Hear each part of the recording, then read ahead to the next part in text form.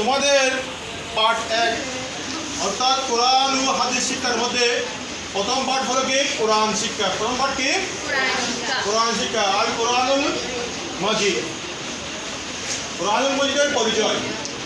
পবিত্র কোরআনুল মজিদ যে কোরআনের শব্দটা উৎপত্তি হচ্ছে, শব্দমূল হচ্ছে কি কারণ।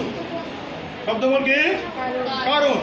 কারণ শব্দের অর্থ হলো পাঠ করা অথবা কি পড়া। সুতরাং কোরআন শব্দের অর্থ হলো পঠিত। এটা সবসময় কি করা হয়, পাঠ করা হয়, সেটা কি বলা হয়, পঠিত বলা হয়।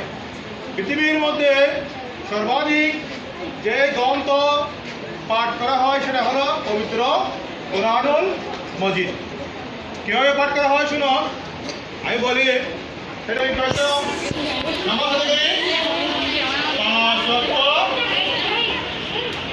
নামাজ আদায় করি। কেমন 5 ওয়াক্ত নামাজের মধ্যে কি পড়তে হবে, কোরআন পড়তে হবে। কোরআন না পড়লে তো নামাজ হবে না। প্রত্যেক রাকাতে সূরা ফাতিহা পড়তে হয়। এটা কি পবিত্র কোরআন। এই কোরআন যেহেতু প্রত্যেক নামাজে পড়া হয়, দৈনিক 5 বার কি করা হয়, পাঠ করা হয়। ফজরের নামাজের মধ্যে কোরআন পাঠ করা হয়, জোহরের নামাজের মধ্যেও কোরআন পাঠ করা হয়, আসরের নামাজের মধ্যে কি করা হয়, কোরআন পাঠ।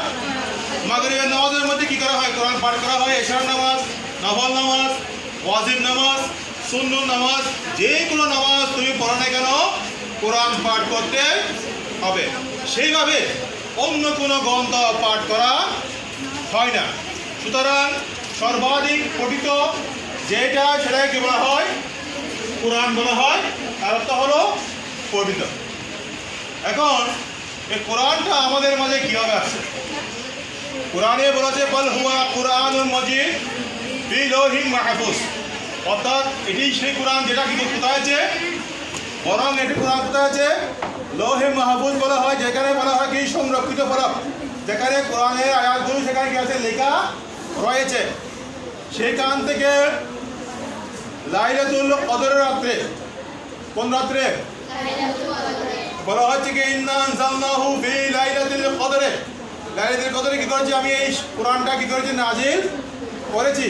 ওই লাইলাতুল কদরের রাত্রে, রমজান শরীফের লাইলাতুল কদরের রাত্রে কোরআনটা প্রথম আসমানে বাইতুল ইজ্জা নামক, কোন নামক, এই বাইতুল ইজ্জা নামক আসমানে কি করা হয়েছে, আনা হয়েছে। সেখান থেকে প্রয়োজন অনুসারে আমাদের নবী, শেষ নবী, সর্বশ্রেষ্ঠ নবী হযরত মুহাম্মদ সাল্লাল্লাহু আলাইহি ওয়াসাল্লামের উপর এই কোরআনটা কি করা হয়েছে, অবতীর্ণ করা হয়েছে। প্রথমে সূরা আলাকের 5 আয়াত, হেরা গুহার মধ্যে